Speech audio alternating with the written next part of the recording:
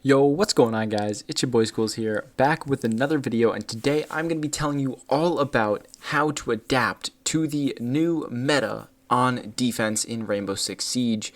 Now, when I say meta, meta stands for most effective tactic available, and in Rainbow Six Siege, that is one of the most critical things to keep your finger on the pulse of, because kind of the general way that the highest level players are approaching the game can be an absolutely huge positive influence on your gameplay in ranked, because if you kind of get a feel of what kind of strategies work the best, you can obviously exploit them to get more wins in ranked.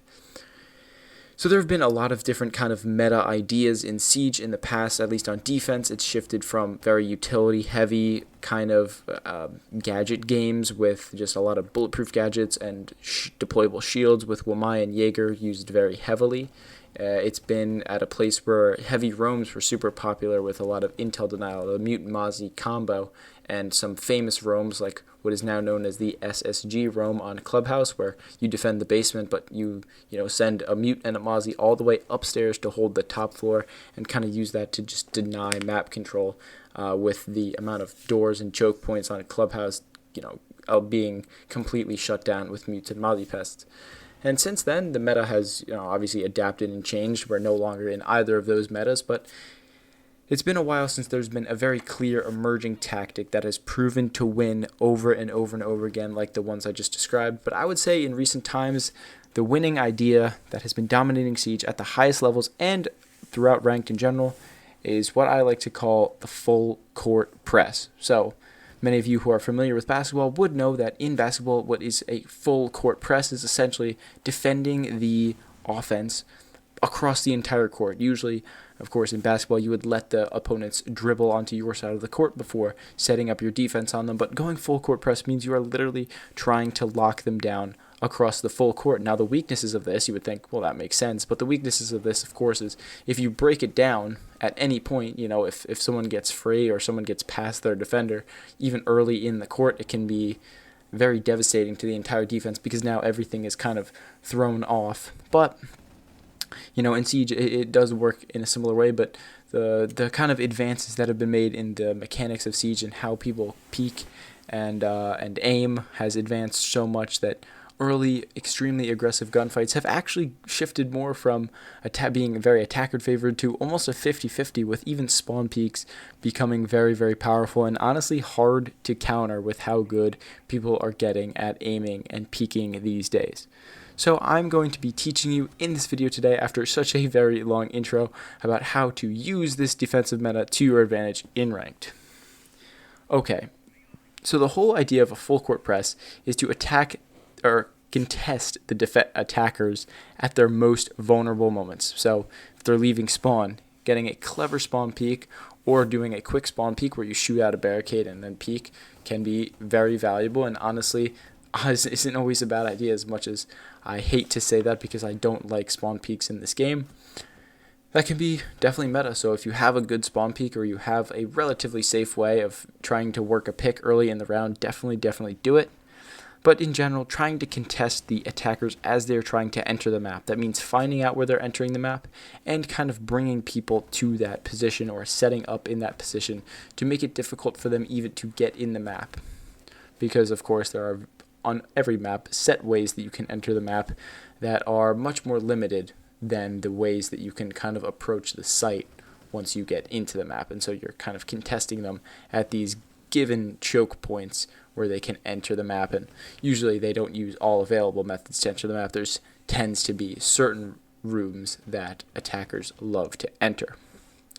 So operators like Azami and Fenrir are going to be super powerful in this meta, because both of them do a similar job in very different ways. Both of them kind of allow you to set up positions that you can play very powerfully just about anywhere on the map. With Azami, you can create cover almost anywhere you want to just by using some other object, and with Fenrir, you can kind of create a wall around yourself of denial and intel on any kind of entrance that you like, so that as long as you're playing in a relatively safe position, as soon as attackers enter the map, they get hit with your Fenrir mines, and then you can swing onto them and kill them right after they enter. And so both of these operators, again, can perform at least a similar function in a very different way, and it allows you to be very much more aggressive in your positioning on the map than you would be able to with other operators. So in general, especially if you are working with a team, my theory would go like this. When you're going for a roam, spread out across a large area. If you're trying to cover an entire floor, that is usually the best idea, and it usually works better with top floors when you are defending a downstairs site and the attackers are attempting to get downstairs control. Once the attacker's entry place is kind of identified from intel about the early round, whether you're checking a spawn cam or whether one of the roamers in a certain area can identify that multiple people are pushing from an area, you can kind of set up angles that allow long crossfires and crossfires from different areas in the map around that one entry point and have other people kind of swarm inwards to, pose more of a threat to the entering attackers. And then once you've set up these crossfires, you kind of just sit there and wait. And when the attackers finally decide that they're going to use their utility or, just kind of run into the room, you've got many crossfires set up, multiple people in the area to get the trades, and just completely shut down the attack before it really even gets going. Alright, now let me give you a couple examples of ways that this can be done, and hopefully you'll be able to understand kind of what I'm saying a little bit better and being able to use it. So I'm going to get into a couple maps and kind of show you exactly what I'm talking about. Alrighty, we are on the map of Chalet for the first kind of demonstration of what I mean by playing this full court press meta. So, as a zombie right here, I'm going to be kind of showing you guys a zombie setup that I've seen in competitive myself, and kind of like, how it demonstrates these principles I was talking about earlier. So first thing I'm going to do is, again, the whole point of this strat is that library, this room right here, is a very common entry point, right, for attackers. And you can see why. There's two windows here that, kind of cut off most of the room, and while there are positions you could play on top mezzanine over here, this position is also very easily exposed. You've got that window over there, this door with all this open space down here, and this window right here. And there's just kind of a lot of pressure that you can put on this mezzanine. But what I'm going to do is use these zombie barricades to create more playable places for myself in library and really allow this to be a full fleshed out strat that completely denies entry into library. My first zombie barricade is going to go here. My second one is going to go here, and that's really all you need. You just need this kind of open up the hatch right here. And you could even open some vertical holes below this window, like so. You can go even farther back if you really wanted to, but you don't need to. You open up head holes here, reinforce this wall. You can make head holes here and put in a zombie barricade here, or you could just reinforce this wall off if you really like. And now this is an absolute fortress with some barbed wire on blue stairs and some barbed wire on main stairs. This is absolutely a nightmare to attack against because you have to deal with so many angles. Anybody swinging this, peeking here, peeking here. If you're on that window, you have to worry about anybody swinging you from here. And again, this is a fantastic angle, especially if you were to put this zombie barricade even higher. You can totally just head glitch off that and absolutely destroy somebody. And likewise, if you try to jump in either of these windows, you'd have to worry about someone sitting below in games, to deny you from jumping in this window or from the hatch. If you jump in this window, you could be sitting in stock. And basically any attacking plan, any team that decides, hey, we're going to enter the map in library would get absolutely shut down. And so a strat like this, using a zombie, is basically able to completely deny entry to the map from attackers who would be forced to, if they encountered this strat, likely go somewhere else.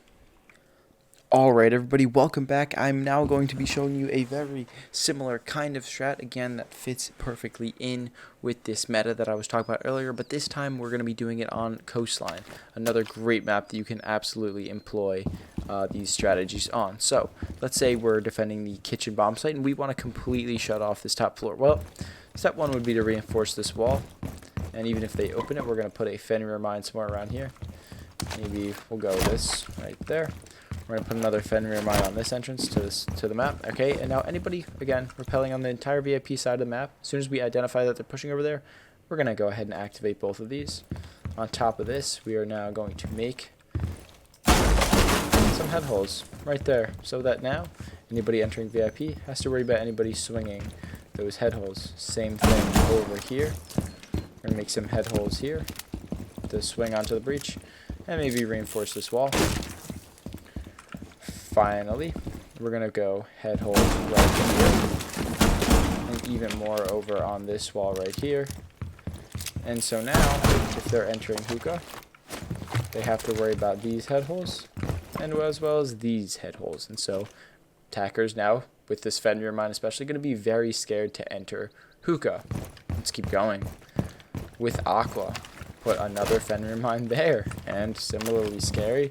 Let's say we open up head holes here.